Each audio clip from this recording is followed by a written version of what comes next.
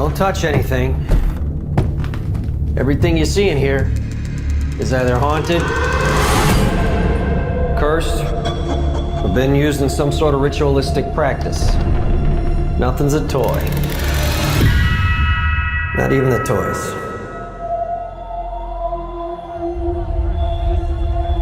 How many cases you guys had? Cases. My name is Ed Warren, here with my wife Lorraine. Maybe 1,000.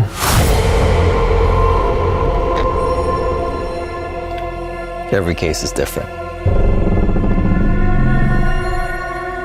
Every family's different. Once we start, there's no going back. Anything can happen.